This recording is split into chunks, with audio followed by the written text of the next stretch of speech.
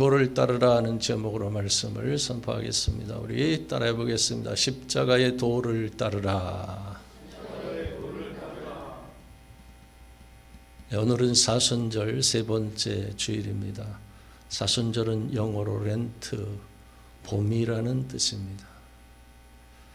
겨울 동안 죽은 듯이 고요하다가 생명이 움트는 봄과 같이 예수님께서 십자가에 못 박혀 죽으셨다가 사망 권세를 깨뜨리시고 부활하신 것을 의미합니다.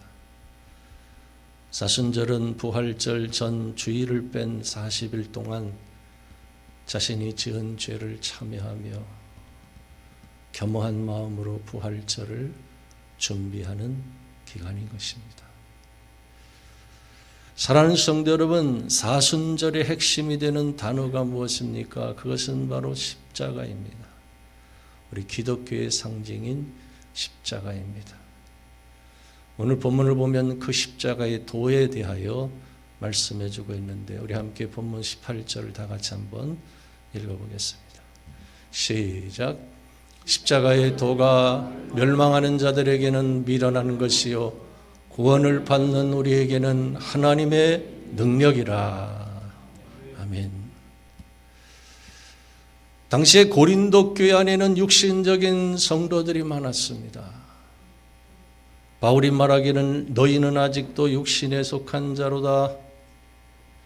너희 가운데 시기와 분쟁이 있으니 어찌 육신에 속하여 사람을 따라 행함이 아니리요 라고 책망했습니다. 바울은 그들을 가리켜서 영적인 어린 아이라고 지적했습니다. 그렇습니다. 아무리 오랫동안 신앙생활을 하고 귀한 직분을 받은 사람일지라도 시기와 분쟁을 일삼거나 어떤 사람을 중심으로 파당을 짓는다면 육신에 속한 자요 영적인 어린 아이인 것입니다. 그는 진리에 대하여 일도 모르는 자인 것입니다. 과연 그 이유가 무엇일까요? 어찌하여 예수를 믿고 성령으로 거듭난 성도들이 육신에 속하여 영적인 어린아이로 전락해버리는 것일까요? 그것은 한마디로 십자가의 도를 깨닫지 못했기 때문이라고 말씀하고 있습니다. 오늘 여러분은 십자가의 도를 아십니까? 오늘을 사랑하는 현대 크리스찬들은 집집마다 십자가를 걸어놓고 있습니다. 여자들은 십자가 목걸이, 십자가 반지, 십자가 팔찌, 십자가 브로치 등을 하고 다닙니다.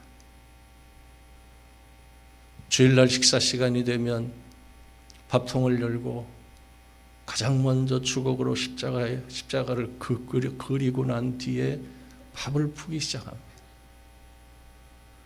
밤중에 어딜 가든지 빨간색의 십자가 네온 사운이 눈에 들어옵니다. 이처럼 십자가가 우리 삶 속에 깊이 자리 잡고 있는데 과연 십자가의 도를 따르는 사람들은 얼마나 될까요? 예수님께서는 십자가를 지라고 하셨지 달아놓고 바라보라, 악세사리로 꾸미라 라고 말씀하지 않으셨다는 사실 혹시 여러분 알고 있습니까? 모르십니까? 누가복음 9장 23절에 보면 아무든지 나를 따라오려거든 자기를 부인하고 날마다 제 십자가를 지고 나를 따를 것이니라 하고 말씀하셨습니다. 여러분 언제 어느 때 십자가를 지라고요? Everyday, 날마다 매일매일 자기를 부인하고 자기 십자가를 지고 나를 따르라고 예수님께서 말씀하셨어요. 이런 이야기가 있습니다. 13세기 이탈리아의 성자라고 불려졌던 프란치스코가 자기 집 하인이 우물에서 물을 길어오는데 나뭇가지 하나를 물통에 던져넣는 것을 보았어요. 그 이유를 묻자 하인이 대답하기를 나뭇가지를 넣지 않으면 물통에 물이 흔들려서 넘쳐버린다 라고 말하는 것을 듣고 큰 깨달음을 얻었습니다. 그때 프란치스코는 힘겨워하는 친구에게 이런 편지를 써서 보냈습니다. 우리가 얼마나 자주 흔들리는 마음의 물통을 가지고 있는가. 두려움으로 흔들리는 마음, 고통으로 심하게 요동치는 마음, 절망으로 부서지는 마음이 있지 않은가. 그럴 때마다 마음속으로 그리스도의 십자가를 생각해 보게나. 우리 그리스도인들은 everyday, 날마다 매일매일 자기를 부인하고 자기 십자가를 지고 예수님을 따라가야 하는 것입니다. 예전에 많이 불렀던 찬양이 있습니다. 내가 죽어야만 많은 열매 맺히리 주와 함께 못 박혀 나 다시 살리라. 사랑하는 성도 여러분, 우리 믿음의 공든탑이 하루아침에 무너져버리는 이유가 무엇입니까? 나의 옛사람이 시퍼렇게 살아서 끊임없이 육신에 속한 삶을 살게 하기 때문입니다. 시도 때도 없이 분노를 폭발하고 시기, 질투, 원망과 불평으로 자신의 영혼뿐만 아니라 다른 사람에게 돌이킬 수 없는 상처를 입히고 성령으로 시작하였다가 육체로 마치는 삶을 살아가고 있기 때문인 것입니다. 그런 의미에서 우리 그리스도인의 삶은 갈라디아서 2장 20절에 내가 그리스도와 함께 십자가에 못 박혔나니 그런즉 이제는 내가 산 것이 아니요 오직 내 안에 그리스도께서 사시는 것이라는 말씀으로 시작되어야 하는 것입니다. 그렇습니다. 내가 죽어야 합니다. 이미 나의 옛사람이 그리스도와 함께 십자가에 못 박혀 죽었다는 사실을 믿어야 합니다. 그런데 1세기 고린도 교회 성도들은 십자가의 도를 따르지 않고 있었던 것입니다. 과연 우리 옛사람이 살아서 나의 옛 자아가 살아서 할 수 있는 일이 무엇이 있을까요? 자기 열심을 가지고 살다가 자기 뜻대로 되지 않으면 낙심하고 절망합니다.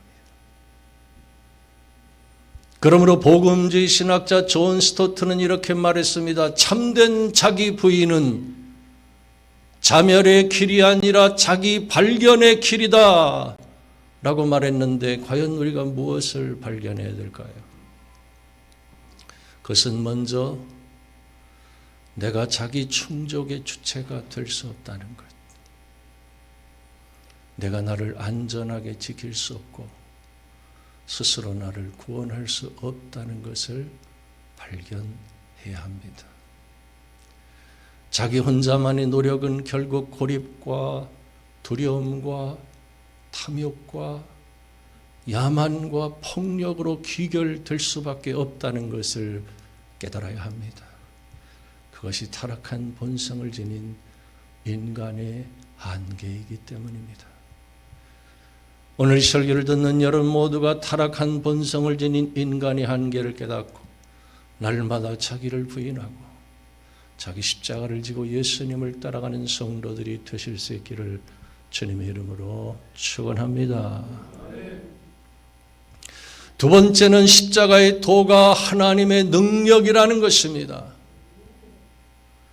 1세기의 십자가의 도가 표적을 구하는 유대인들에게는 거리낌이었고 지혜를 추구하는 헬라인들에게는 가장 미련한 것이었습니다.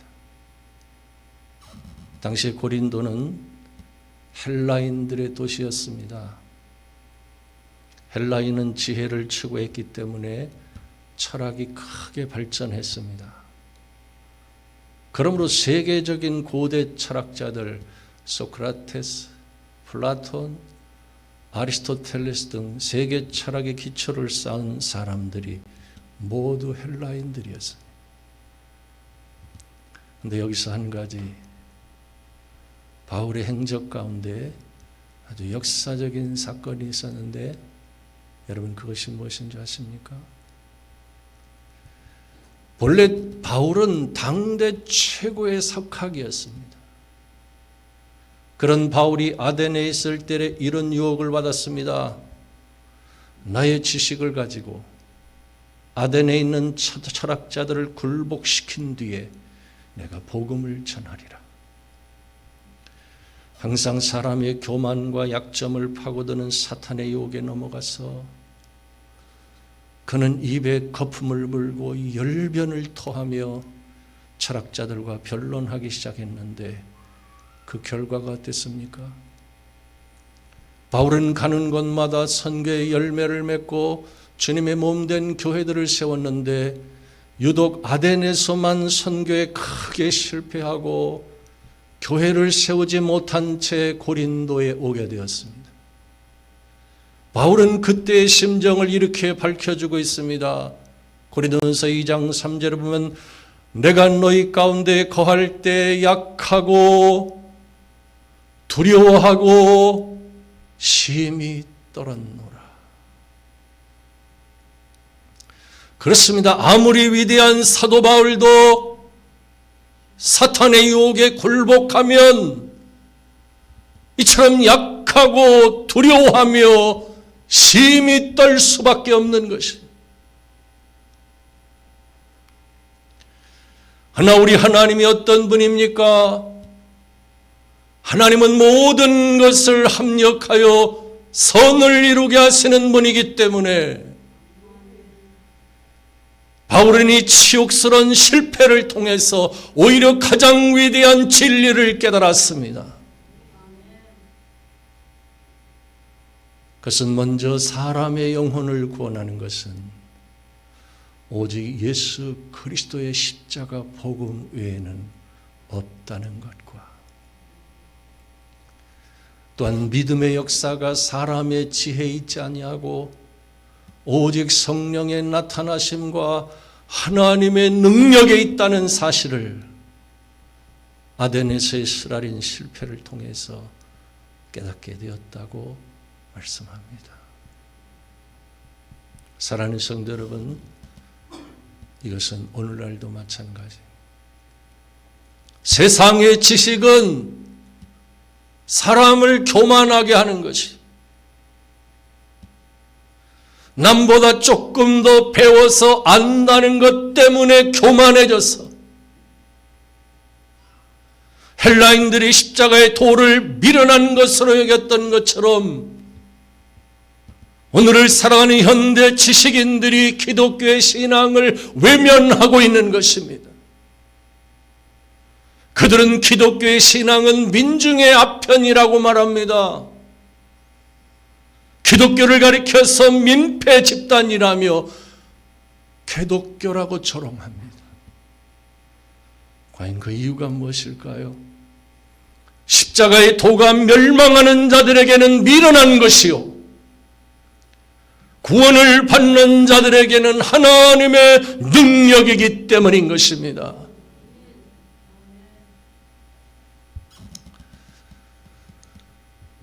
과연 오늘 여러분은 자신이 구원받았다는 것을 어떻게 알고 있습니까?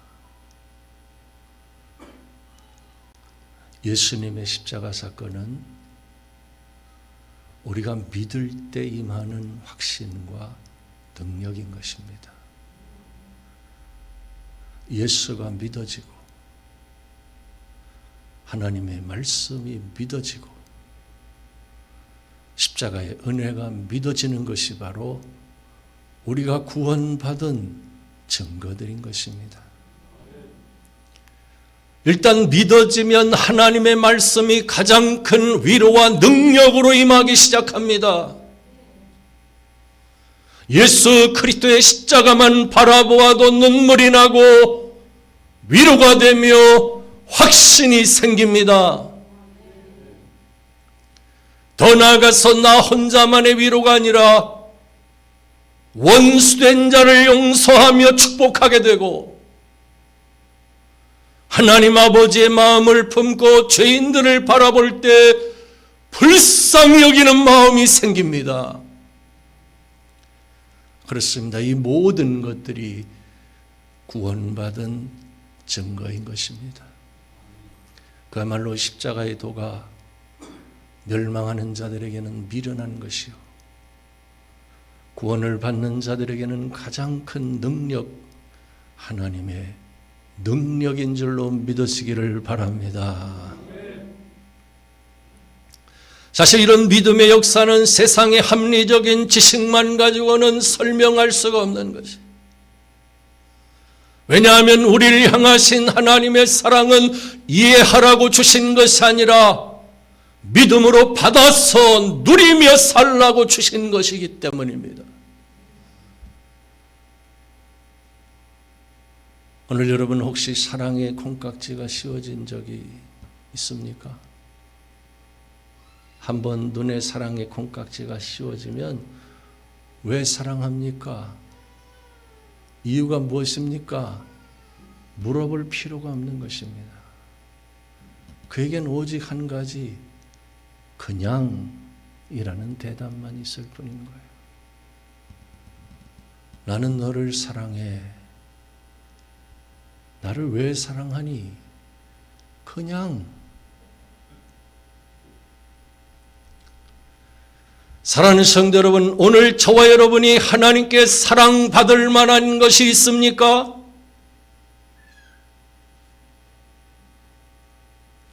만일 하나님께서 어떤 조건 때문에 사랑하셨다면 과연 그 사랑이 오래 갈까요? 조건을 따지는 사랑은 금방 변하기 마련입니다. 오늘 현대인들은 사랑의 조건이 충족되지 않으면 뒤도 안 돌아보고 떠나버립니다. 그러나 성경에서 말씀하고 있는 하나님의 사랑은 무조건적인 사랑입니다. 하나님의 그 크신 은혜로 말미암아 무조건 사랑하셔서 우리의 억만 죄악을 값없이 용서해 주시고 하나님의 자녀 천국 백성이 되게 하셨다고 성경은 말씀합니다. 그러므로 우리를 향하신 하나님의 사랑은 변함이 없는 것입니다. 로마서 5장 8절에 보면 우리가 아직 죄인 되었을 때 그리스도께서 우리를 위하여 죽으심으로 하나님께서 우리에 대한 자기의 사랑을 확증하셨느니라고 해서, 그러므로 우리가 죄를 지었다고 해서 허물이 있다고 해서 우리를 향하신 하나님의 사랑이 변하는 것이 아닙니다. 다만 그 죄에 대한 징계가 있을 뿐 우리를 향하신 하나님의 사랑은 영원한 것입니다. 할렐루야. 끝으로 유대인들은 표적을 구하고 있었습니다. 우리에게 또 본문 22절부터 24절까지 한번 다 같이 한번 읽어보겠습니다. 시작. 유대인은 표적을 구하고 헬라인은 지혜를 찾으나 우리는 십자가에 못 박힌 그리스도를 전하니 유대인에게는 거리끼는 것이요 이방인에게는 미련한 것이로되 오직 부르심을 받은 자들에게는 유대인이나 헬라인이나 그리스도는 하나님의 능력이요 하나님의 지혜니라. 사랑하는 성도 여러분, 1세기 예수님 당시에 유대인들이 구한 표적이 무엇입니까? 그들은 오랜 식민 통치에서 해방시켜줄 기적 같은 표적을 구했습니다. 그런데 예수님께서 제자 중 하나에게 배신을 당하고 십자가에 못 박혀 수치스럽게 매를 맞으며 벌거벗은 채 힘없이 처형당하시는 것을 이해할 수가 없었어요. 하여 그들이 십자가 밑에서 뭐라고 소리를 지르며 조롱했습니까? 네가 만일 하나님의 아들이거든 자기를 구원하고 십자가에서 내려오라 라고 조롱합니다. 이처럼 표적을 구하는 자들에게 십자가는 패배의 상징일 뿐인 것입니다. 하나 부르심을 받은 자들에게 그리스도의 십자가는 하나님의 능력이요 하나님의 지혜라고 말씀합니다. 사실 지금도 수많은 사람들이 표적을 구하고 있다는 사실 혹시 여러분 알고 있습니까? 그들은 그리스도가 너무나 무능하게 보여서 믿지 못하겠다고 말합니다.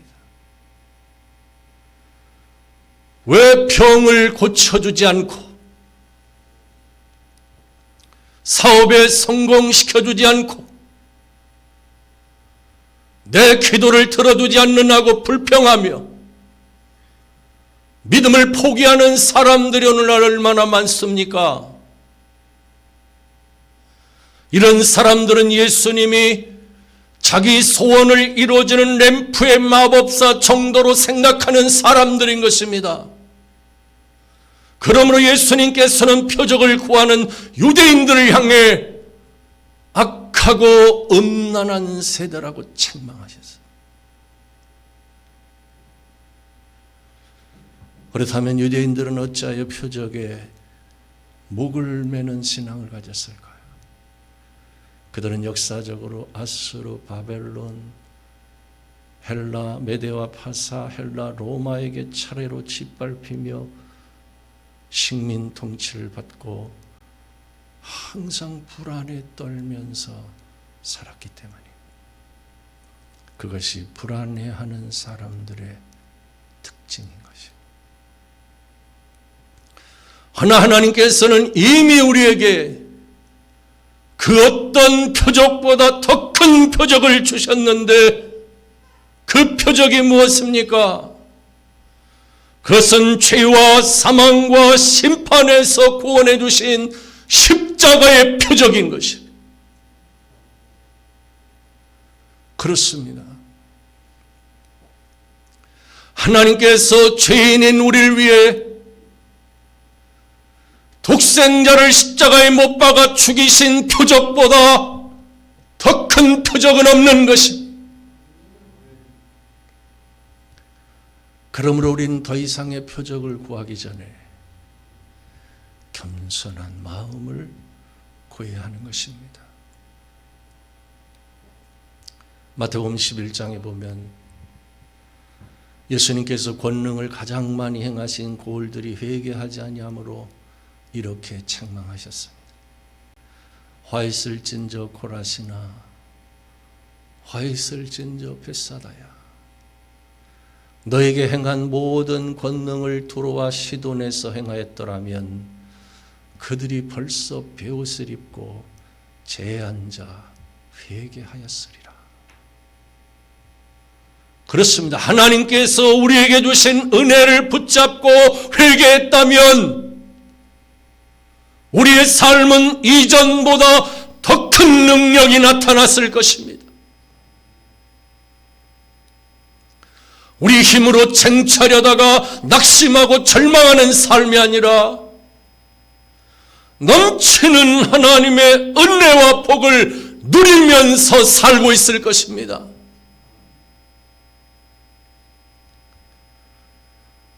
뿐만 아니라 누가복음 11장 28절에 보면